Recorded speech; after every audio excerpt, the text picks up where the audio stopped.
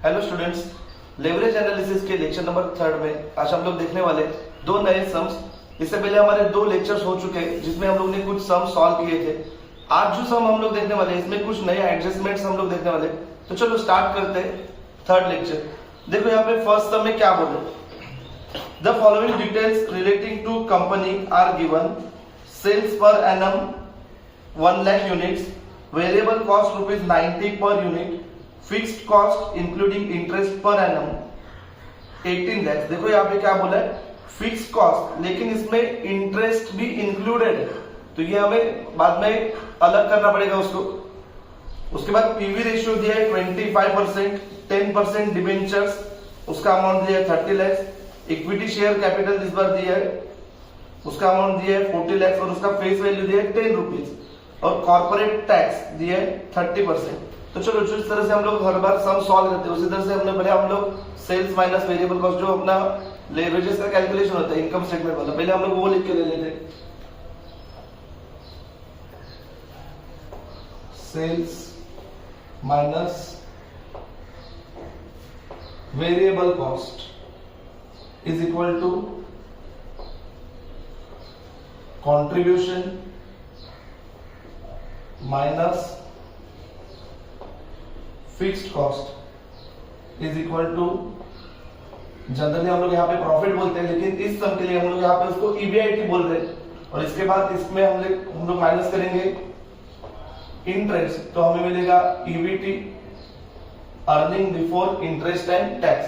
So students यहाँ पे देखो, यहाँ पे अगर आप सम को ठीक से देख रहे हो, इस सम में उन्होंने सेल्स पर एनम यूनिट्स पे दिया है लेकिन सेल का अमाउंट नहीं दिया। सेल का जो रेट था पर यूनिट कितने रेट पे सेल करे थे वो उन्होंने यहाँ पे मेंशन नहीं किया।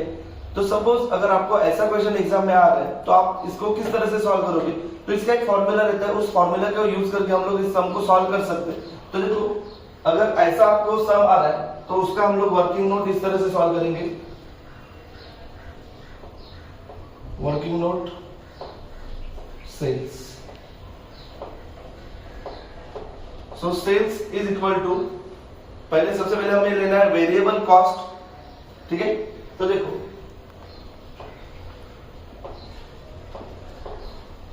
वेरिएबल कॉस्ट पर यूनिट जो डेटा अपने को अवेलेबल दिया है 1 माइनस पीवी रेशियो। तो देखो वेरिएबल कॉस्ट पर यूनिट हमें कितना दिया है उन्होंने, तो यहाँ पे देखो वेरिएबल कॉस्ट पर यूनिट दिया है 90 rupees per unit.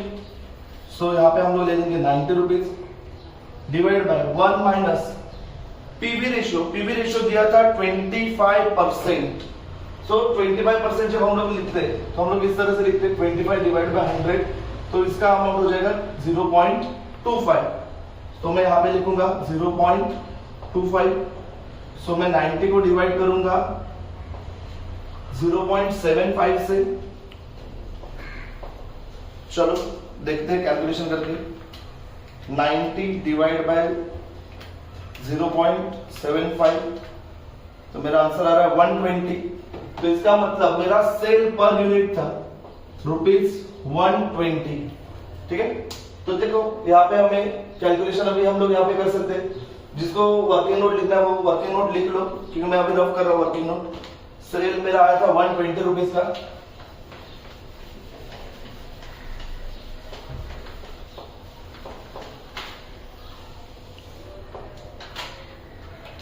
So students देखो मेरे टोटल यूनिट्स थे 1 लाख यूनिट्स, ठीक है। सो 1 lakh units multiplied by 120 rupees. तो यहाँ पे हम लोग कैलकुलेशन करके देखते हैं, 1 lakh units multiplied by 120 rupees, तो हमारा आंसर आ रहा है 1 करोड़ 20 लाख रुपीज। तो ये हो जाएगा मेरा total sales 1 crore and 20 lakh. उसके बाद वेरिएबल कॉस्ट देखो उन्होंने कितना बोला था, वेरिएबल कॉस्ट बोला था 90 per unit. So 1 lakh units multiplied by 90 अगर मैं करूंगा तो मेरा आंसर आ रहा है 90 लाख रुपीज।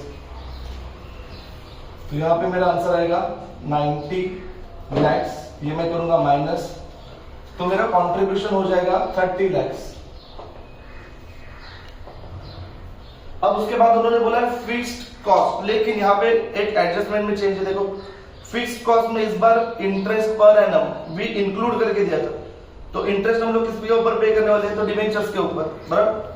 तो यहाँ पे जरा ध्यान दो, डिबेंचर्स का अमाउंट दिया था 30 लाख और इंटरेस्ट बोला था 10%, तो 30 लाख पे मुझे 10% इंटरेस्ट पे करना था, 30 लाख मल्टीप्लाइड बाय 10%, तो आ रहा है 3 लाख। तो ये 3 लाख जो उन्होंने फिक्स कॉस्ट का अमाउंट दिया था 18 लाख उसमें इंक्लूड थे, तो ये मैं उसमें से माइनस करूंगा, तो 18 लाख में से 3 लाख चले गए, तो मेरा एक्चुअल फिक्स कॉस्ट मेरा यहाँ पे आएगा 15 लाख। तो ये मैंने कर दिया माइनस, सो 30 लाख माइनस 15 लाख, यहाँ पे मेरा आंसर आएगा 15 लाख। और उसके बाद उसमें से माइनस करूंगा इंटरेस्ट, इंटरेस्ट हमने अभी जस्ट कैलकुलेट किया था, आ रहा था 3 लाख का, सो मेरा ईबीटी आएगा 12 लाख। ओके स्टूडेंट्स, तो ये हुआ अपना बेसिक इंफॉर्मेशन अब अपने पास अवेलेबल हो चुका है। उन्होंने क्या क्या कैलकुलेट करने बोला है, देखो क्या बोले, calculate operating leverage, financial leverage, combined leverage and earning per share. इस समय हमें अर्निंग पर शेयर भी कैलकुलेट करने बोला है। चलो कोई प्रॉब्लम नहीं, हम लोग देखेंगे किस तरह से कैलकुलेट किया जाता है। चलो सबसे पहले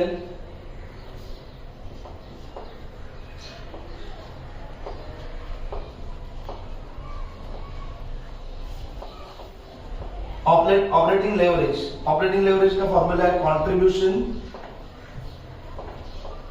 अपॉन ईबीआईटी। सो कंट्रीब्यूशन यहां पे था 30 लाख डिवाइड बाय ईबीआईटी था 15 लाख, सो 30 लाख को अगर 15 लाख से डिवाइड करूंगा तो मेरा आंसर आएगा 2 रुपीज का, ठीक है। उसके बाद मैं करूंगा फाइनेंशियल लेवरेज,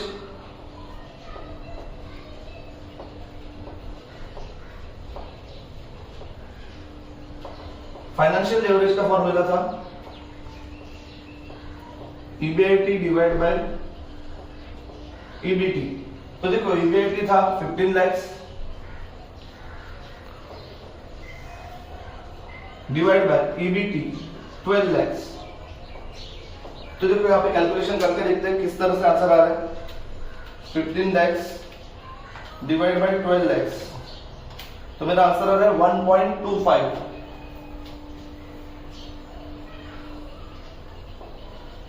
उसके बाद हम लोग को कैलकुलेट करना था कंबाइंड लेवरेज,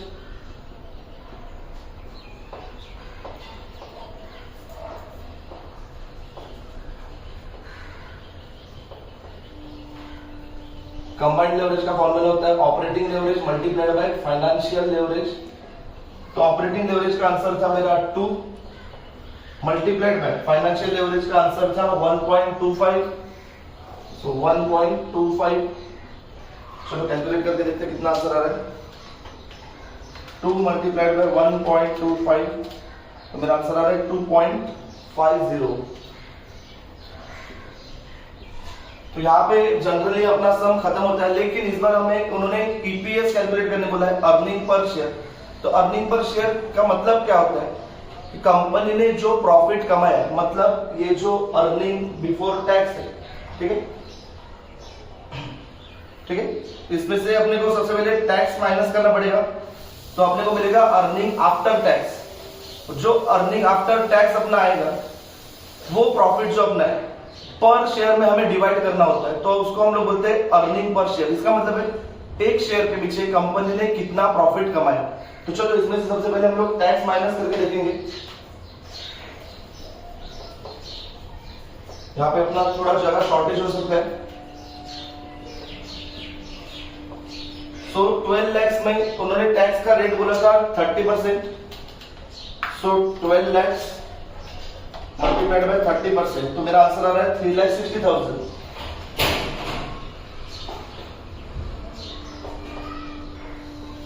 इसको अगर मैं माइनस कर रहा हूं, मुझे सिर्फ इतना ही करना है अपने को कैलकुलेटर में, minus is equal to press करना है, तो मेरा आंसर आ रहा है 8,40,000।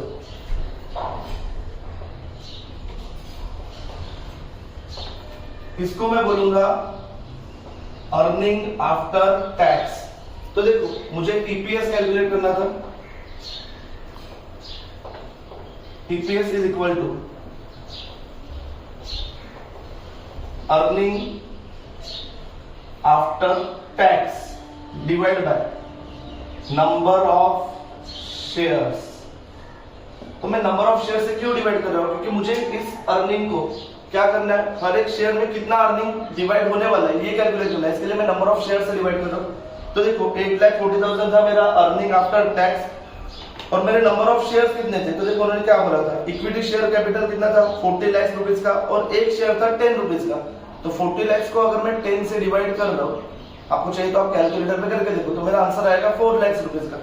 तो देखो 8,40,000 डिवाइड बाय अगर मैं कर रहा हूं 4 लाख, तो मेरा अर्निंग पर शेयर आ रहा है 2.1।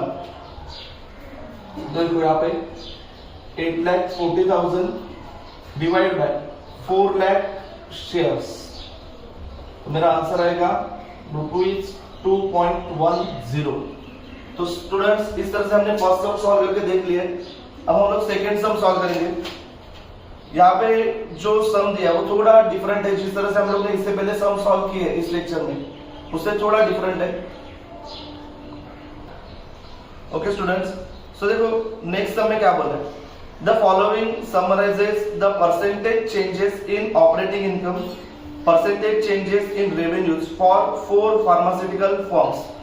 तो यहाँ पे हमें जो सम दिया है वो changes in revenue and changes in operating income वाला सम दिया है। तो जिस तरह से हम लोग नॉर्मली ये सम सॉल्व करते हैं उस तरह से हमें इस बार चेंज नहीं करना है। देखो उन्होंने क्या क्या बोला, फर्म का नाम दिया है पिक्योर लिमिटेड, रेवेन्यू में चेंज था 27% एंड ऑपरेटिंग इनकम में चेंज हुआ था 25%। उसके बाद RSD limited change in revenue 25% and operating income में 32%। TUV limited change in revenue 23% and change in operating income 36%। WXY limited change in revenue 21% और change in operating income था 40%। अब उन्होंने आगे क्या पूछा है, देखो required to calculate the degree of operating leverage for each of these firms. जरा यहाँ पे ठीक से देखो उन्होंने क्या बोला, इस बार उन्होंने ऑपरेटिंग लेवरेजेस कैलकुलेट करने नहीं बोला, उन्होंने बोला degree of operating leverage calculate करने बोला। तो इसको किस तरह से कैलकुलेट किया जाता है, तो इसका फॉर्मूला एकदम इजी है। देखो क्या बोला,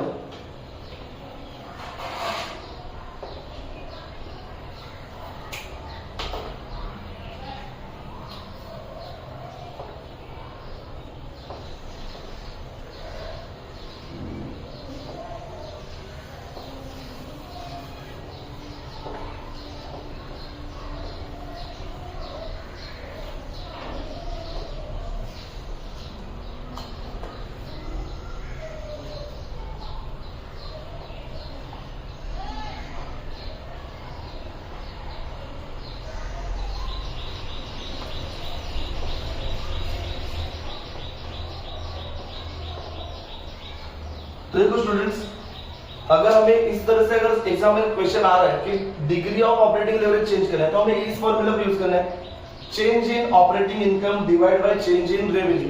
तो चलो देखो अपने को 4 अलग अलग फार्मास्यूटिकल कंपनीज का दिया था, हम लोग चारों का कैलकुलेशन करके देखते हैं। सबसे पहले दिया था पीक्यूआर लिमिटेड, तो देखो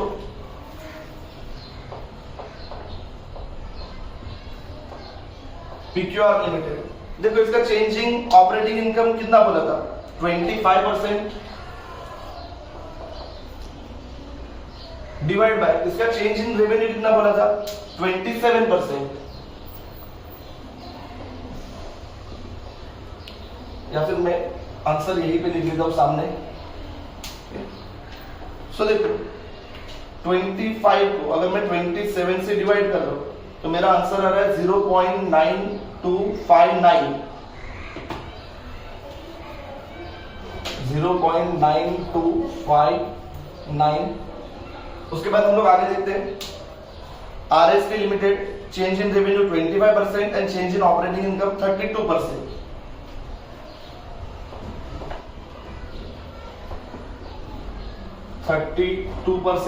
डिवाइड बाय 25%। कैलकुलेट करके देखते हैं, 32% डिवाइड बाय 25%, तो मेरा आंसर आ रहा है 1.28। उसके बाद थर्ड कंपनी की टीयूवी लिमिटेड,